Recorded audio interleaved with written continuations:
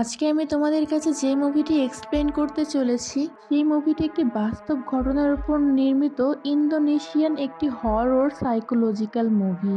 তো চলো বেশি দেরি না করে মুভির এক্সপ্লেনেশন ভিডিওটি শুরু করা যাক। এই হেইলি মুভিটির একটি দ্বিতীয় পর্বও আছে। যদি এই দ্বিতীয় পর্বটির এক্সপ্লেনেশন আপনারা শুনতে চান তাহলে কমেন্ট করে অবশ্যই জানাবেন। সাল 1997 বারাস নামের একটি গ্রামকে দেখিয়ে মুভিটি শুরু হয়। আমরা কামাল নামের একজন ব্যক্তিকে দেখতে পাই যে কিনা খুবই চিন্তিত অবস্থায় ছিল, কারণ তার বড় ভাই হাসান তারই লাভার খাদিজাকে তাকে না জানিয়ে বিয়ে করে ফেলেছে, যার কারণে কামাল খুবই রেগেছিল, কারণ খাদিজাও হাসানকে পছন্দ করতো না।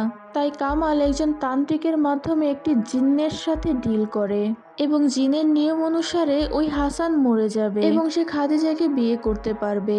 কিন্তু এর পরবর্তীতে তাদের প্রথম যে সন্তান হবে তাকে তার বলিদান হিসেবে তাকে দিতে হবে, মানে ওই ডেভিল বা জিনকে। ডিল অনুসারে হাসান তো মারা যায়, কিন্তু কামাল খাদিজাকে বিয়ে করে নিলেও ওই জিনটি কামালকে হর্ন করতে শুরু করে, কারণ ডিলের নিয়ম অনুসারে এখনো সে স্যাক্রিফাইস করেনি।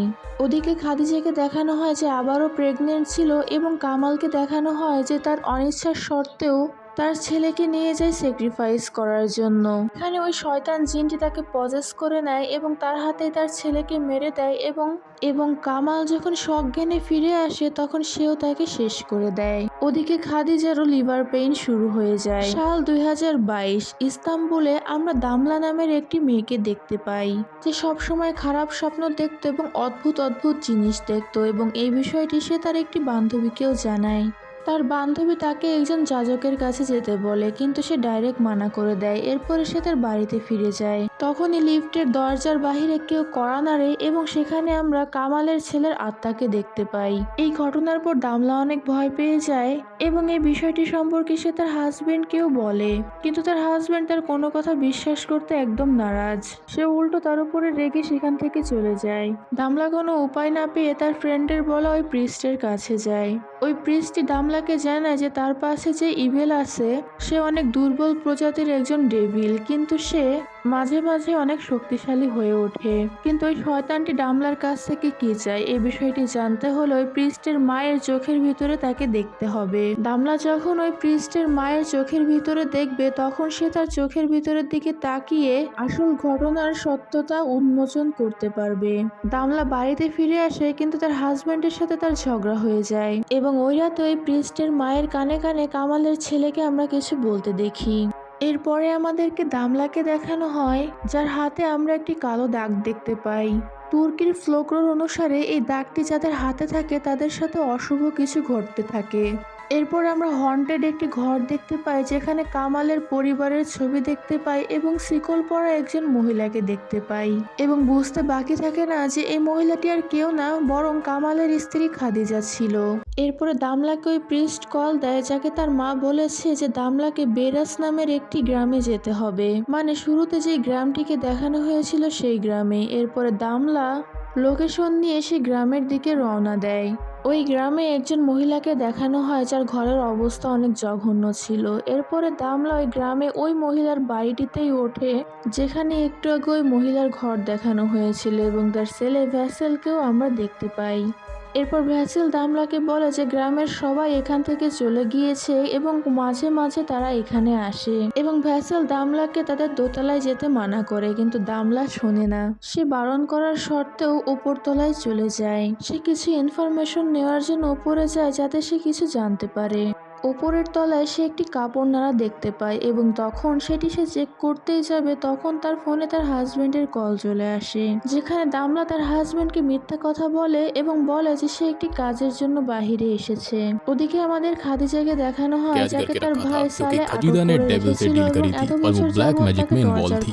फिर हम दमला को देखते हैं जो कि सोने वाली थी लेकिन उसे डर लग रहा होता है, इसलिए वो लाइट्स को ऑन करके ही सोने অন করে ঘুমিয়ে যায়। তখনই সেখানে সে কামালের পুরো পরিবারের আত্মাদেরকে দেখতে পায় যেখানে তারা তার উপরে হামলা করে দেয়। সে ভয় পেয়ে সেখান থেকে পালিয়ে যায় এবং পালাতে পালাতে একটি পরিত্যক্ত বাড়ির সামনে চলে আসে এবং সেখানে সে একটি স্ক্যারক্রো দেখতে পায়। পরক্ষণে আমরা বুঝতে পারি সমস্ত কিছু দামলার স্বপ্ন ছিল এবং যে জিন ছিল ওই জিন জাতি মানুষকে স্বপ্নের মাধ্যমে ভয় পাইয়ে থাকে। পরের দিন সকালে ভ্যাসেল আসলে দামলা ভ্যাসেলকে জিজ্ঞাসা করে যে ওই পরিত্যক্ত বাড়িটি কোথায়। তখন ভ্যাসেল তাকে ওই পরিত্যক্ত বাড়িটির লোকেশন দিয়ে দেয় এবং সে সেখানে একটি গাড়ি নিয়ে চলে যায় এবং রাতে সে যে স্ক্যারক্রো দেখেছিল তার ভিডিও তৈরি করতে শুরু করে। তখনই তার সামনে একজন পিচার্স চলে আসে বা তান্ত্রিক।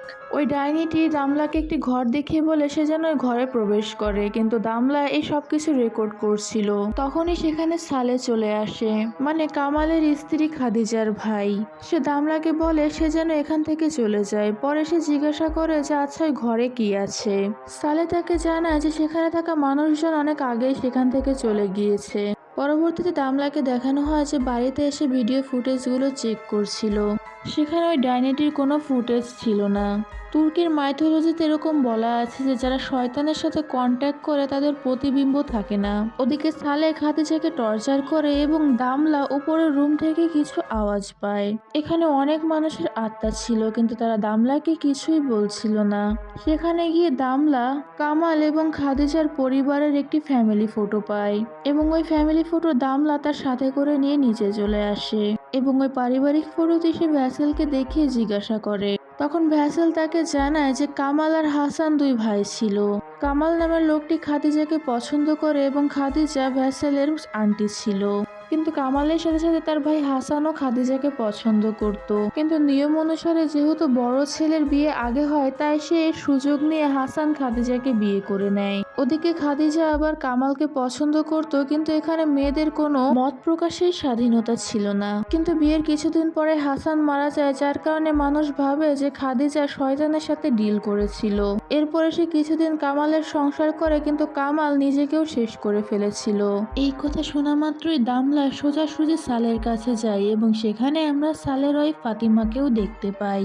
সালে দামলাকে কিছুই জানে না, কিন্তু ফাতিমাকে দেখে আমরা বুঝতে পারি যে সে কিছু জানে। ওই দিন রাতে সালেকে দেখানো হয় যে খাদিজাকে তার বাচ্চাদের গ্রেভের কাছে নিয়ে যাচ্ছিল। তার ওয়াইফ ফাতিমা তাকে নিষেধ করে কারণ সে অনেক টর্চার করেছে খাদিজার উপর, কিন্তু তার সে কোনো কথা শোনে না। ওইদিকে সালের কাছে ভ্যাসেল আসলে তাকে সে থাপ্পড় মারে কারণ সে দামলাকে সব বলে দিয়েছিল। ভ্যাসেল বাড়িতে ফিরে আসে এবং খাদিজাকে নিয়ে সালে গ্রেভে যায় এবং গ্রেভে নিয়ে যাওয়ার সময় ওই জিনটি বারবার সালেকে হন্টেড করছিল এবং এখানে আমরা ওই জিনের ফেসটাও দেখতে পাই, কিন্তু হঠাৎ করে সেই জিনটি গায়েব হয়ে যায়। ভ্যাসেলের মা আদিজাকে দেখানো হয় যে ফ্ল্যাশব্যাক দেখতে থাকে এবং দামলা আবারও কিছু শব্দ শুনে উপরের তলায় যায়। একটা দেওয়ালের পেছন থেকে ওই শব্দগুলো আসছিল। দামলা চেক করতেই যাবে কিন্তু সে পা পিছলে নিচে পড়ে যায়। সেখানে ভ্যাসেল চলে আসে এবং সে দেখে দামলা সিঁড়িতে পড়ে আছে।